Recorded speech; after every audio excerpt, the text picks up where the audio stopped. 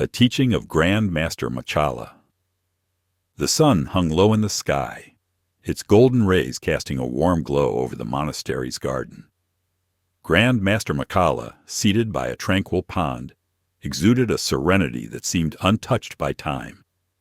His presence was magnetic yet humbling, as though the very earth held its breath in his company. It was here that a troubled disciple, Aaron, found the master. Bowing deeply, Aaron sat at Machala's feet, his shoulders heavy with despair. "Master," Aaron began, his voice trembling, "I have spent years learning, meditating, and seeking wisdom. Yet I feel as though I leave no mark on this world. My words are weak, my actions are small. What meaning can my life possibly hold?"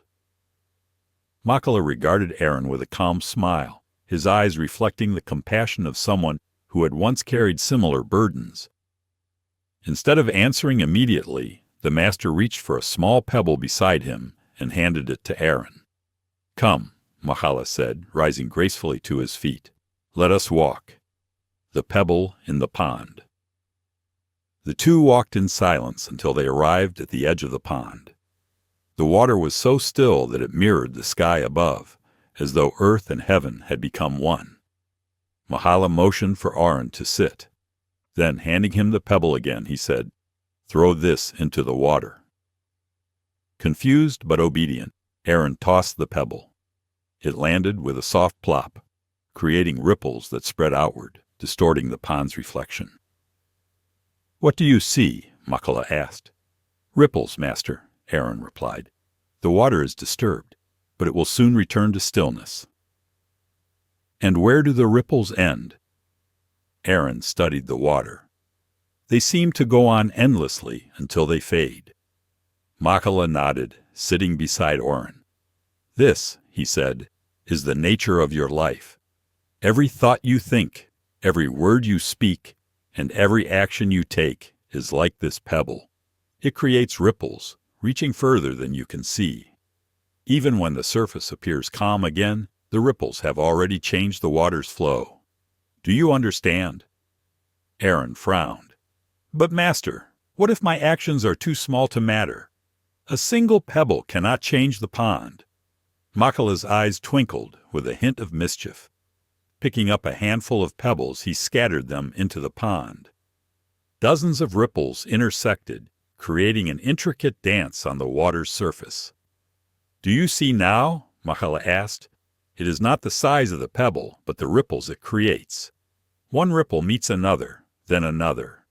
What you cannot see is how far they travel, influencing things beyond your sight.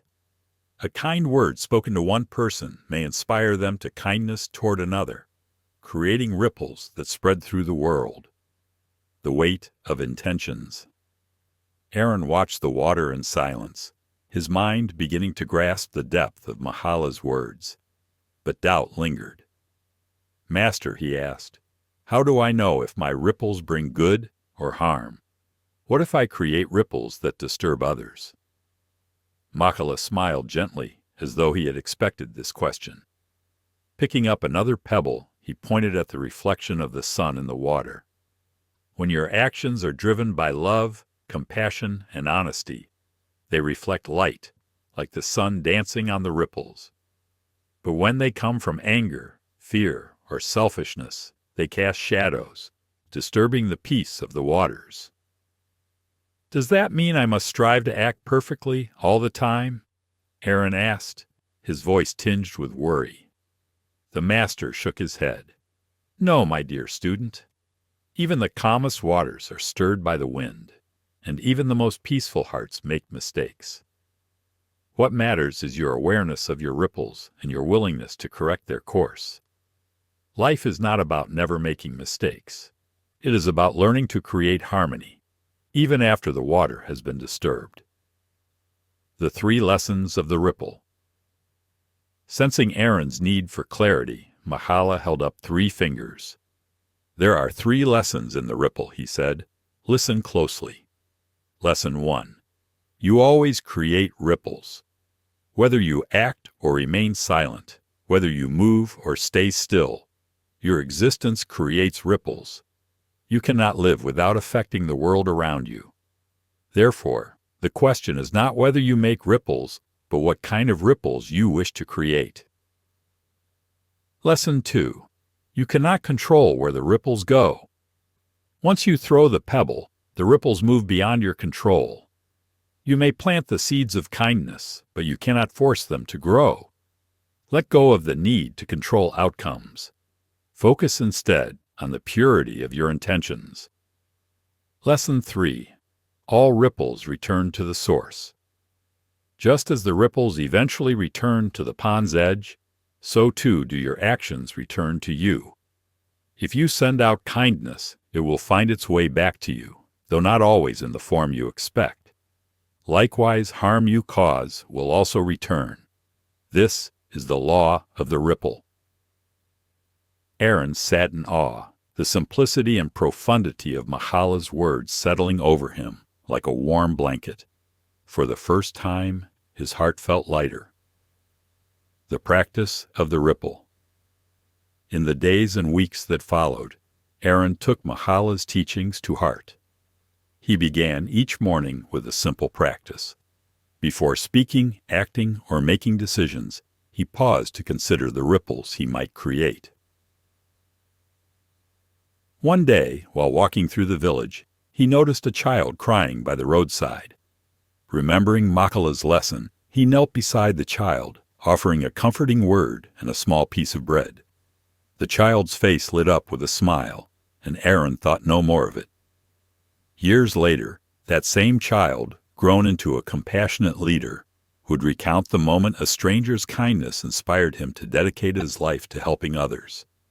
Though Aaron never knew of this, his ripple had traveled farther than he could have imagined. The final lesson. As Aaron's understanding deepened, he returned to the pond one last time to thank Machala. "Master," he said, bowing deeply, "your lesson of the ripple has changed my life. But I have one final question. What is the source of the ripples?" Machala gazed at the pond, his expression serene. "The source," he said, "is you. And yet, it is not you alone. Just as the pond reflects the sky, you are a reflection of something greater. The ripples you create are the universe's way of expressing itself through you. Remember this. You are both the pebble and the pond." Aaron left the monastery that day, his heart full of peace. Though the world remained vast and his actions small, he no longer felt insignificant. For he understood that every ripple, no matter how faint, contributed to the infinite dance of the universe. And so, the lesson of the unseen ripple lived on, carried by the waters of life, touching every shore.